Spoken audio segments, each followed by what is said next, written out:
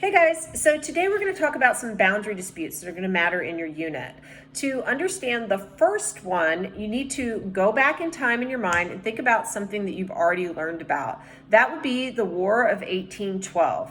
So who fought in the War of 1812? The US and the UK.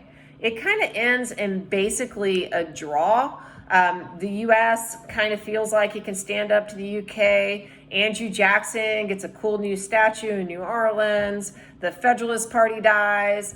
Not much else really happens because of the War of 1812, except there's going to be something called the Treaty of Ghent that's negotiated under Madison, which is going to lead to something called the Treaty of 1818 under James Monroe, which is going to lead to a temporary Canadian-American border and the sharing of someplace out west, which was called Oregon. Now, you don't need to know the names of those treaties. I'm just telling you, for those of you who really do want to know.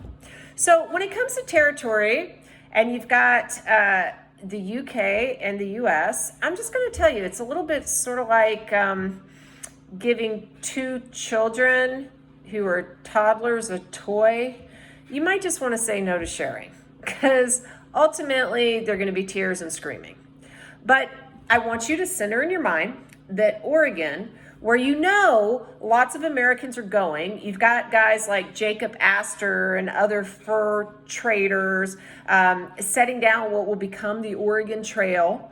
The Oregon Trail, by the way, will start having wagon trains on it in the 1830s, and that will really be like a super highway by the 1840s. And if you don't know what I'm talking about, the Oregon Trail, just think about that old video game that some of you may or may not have played. But I think most people are familiar with it. So essentially, you decide that you and your family are going to go west because you're young Americans, and you get your dog and your wife and your kids and your husband, and you get in a wagon train. Your wagon's part of a wagon train, and you go west. And along the way, you're probably going to have your dog die, I'm sorry to tell you, and your husband or your wife's probably going to die too, and you're going to probably lose one or two kids, and certainly a few oxen, because going west is really hard, and the Oregon Trail is not an easy thing. But lots of people are going to be going to Oregon. So that kind of means at some point, we're not going to want to share it. Okay? So boundary dispute number one is over Oregon. Boundary dispute number two, that is going to be something that you have to think about, stuff that came before as well. So era of good feelings, territories are being organized into states. One state is going to turn into Missouri. And the problem with that is that Missouri wanted to be a slave state. And if you had a slave state, you got two senators, and people in Congress didn't like that because it would have made slave states have more senators than the free states. So Henry Clay walks in like any great compromiser would and says, hey guys, I got a plan. We're going to let Missouri in as a slave state, and then we're going to let Maine in as a free state, and everyone will be happy. It'll be cool, cool, cool. We'll establish something called the 3630 line. Anything in the future that gets organized that is above the 3630, that's going to be free. Anything below the 3630 that's going to be organized, that's going to be slave. And when he's talking about territory that'll be organized, by the way, it's Louisiana Purchase territory. It's the territory that we already have. That's important because later on we're going to get more territory, and this line isn't going to work so well. But also, you might want to take note that the 3630 line divides free and slave. The Mason-Dixon line, some people will say, well, doesn't that have something to do with that? No. The Mason-Dixon line just settled a boundary dispute between two states, between Pennsylvania and Maryland. And today, it kind of serves as a cultural boundary line. If you live beneath the Mason-Dixon, you probably eat grits. It doesn't have jack doodle to do with who you fought with or who your state fought with during the Civil War that we're going to talk about later. In fact, Maryland fights with the Union. So, even though it was a slave state, It has nothing to do with that. The 3630 line has something to do with slave and free, Mason-Dixon's cultural. But regardless, so you've got Missouri slave state, Maine free state. Everyone's happy, right? Your balance of power is maintained. It's all good, except for some people who are impacted by the formation of Maine. And these are guys who are living in what is today Canada, and they are lumberjacks, and they're like, wait, Americans, you guys are getting all up in our business. We don't agree that this is your territory. And they actually start fighting Americans in 1839, and this is a problem because there's a dispute over where Maine ends. So William Henry Harrison's elected in 1840. You know, he's of Tippecanoe and Tyler II fame, and he dies very quickly, and John Tyler becomes president. And under John Tyler, he has a Secretary of State named Daniel Webster. Daniel Webster is one of those guys from the past whose name you may hear again. There's even a short story about him called The Devil and Daniel Webster, which is all about how Daniel Webster had such a silver tongue that he could out-talk the devil.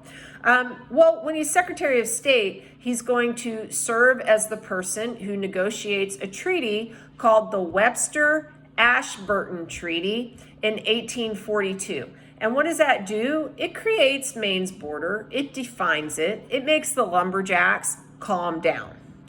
So border dispute number 1, Oregon. Border dispute number 2, Maine. We haven't solved border dispute number 1. We have solved border dispute number 2. Border dispute number 3, we are not going to solve in this video, but I'm going to lay the foundations for what it was. So it's a lot more complicated, actually. It's going to be between Texas and Mexico, and it's going to be associated with manifest destiny and a vision of young America and the young Americans that I've talked about before who want to expand. And it's going to involve multiple presidents. It's going to involve multiple wars. And the true story of that really begins with a guy named Moses Austin, who is going to be invited by Mexico into Tejas to start settling that area. Moses is going to die, and his son, Stephen F. Austin, who I hope you guys know a little something about, is going to go in his stead and serve as an impresario. And what is that? An impresario is an Anglo-American who receives land grants from Mexico in the 1820s that he will use to attract other settlers into the area. And a whole bunch of people are going to want to move into Tejas. They're going to want to grow a cash crop called cotton.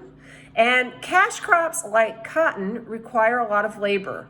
The problem is, if you are able to get really cheap land from the impresario who's pulling you into Tejas, you don't want to work for anyone.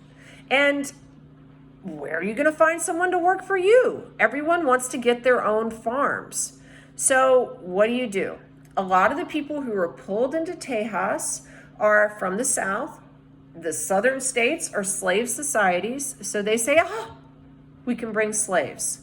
Now, this is going to end up being a massive problem later, but colonists are going to pour with their slaves into Tejas and start setting up shop. In fact, if you go back into the states, in the United States, you will find on doors, GTT. And what does that mean? Gone to Texas. Because these guys are like, yeah, we're going to go make a new life. We're going to leave behind all of our debt. Well, the problem is going to be that Mexico and Texas are going to have different ideas about boundaries after Texas becomes a free and independent republic. But I'll tell you more about that story in a separate little mini lecture. Okay? Pay attention to all of that as you read. Bye.